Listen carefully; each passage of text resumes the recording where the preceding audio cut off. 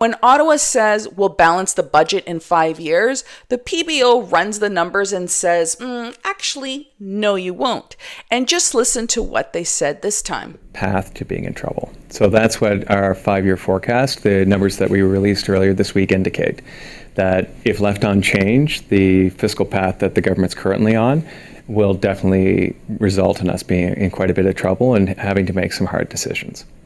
Now, in getting here, what do you attribute this to? Is this like Donald Trump's trade policies, the roosters coming home to nest, or is this about government spending priorities and not controlling it? I think it's kind of a little bit from column A and a little bit from column B.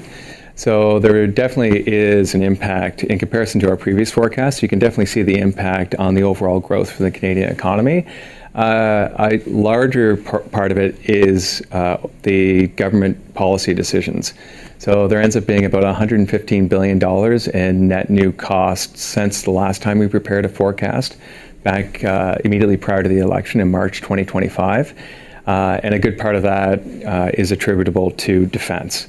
So changing geopolitical environment, priorities for the government to increase spending on defense, which we saw that was announced in June, earlier this year in June, and of course on the tax side, on the revenue side. So $6 billion a year, so about $30 billion over the next year, plus revenue that we're no longer going to have because the lowest personal rate went from 15 down to 14. Mm-hmm. But yeah, certainly a little bit of both, but certainly at this point, it's more on the government. You heard it. Not from me, not from a politician. That was Canada's independent budget referee calling our finances unsustainable.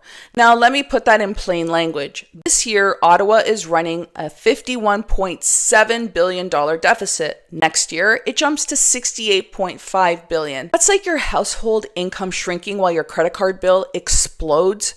Except this isn't your visa, this is our country, and unlike you, Ottawa can't just go bankrupt. Well, of course, they raise our taxes, they cut our services, they print more money, and every single one of those choices lands right on you. Just paying the interest on Canada's debt is heading toward $50 billion a year. That's not building hospitals, that's not funding schools, that's not lowering your taxes. That's money going up in smoke just to service the debt, and it's snowballing. The PBO says debt is growing faster than the economy, which means interest payments eat up more and more of the pie. It's the same trap Canadians fall into with their credit cards. You pay the minimum, but the balance keeps growing. And now it's Ottawa doing it.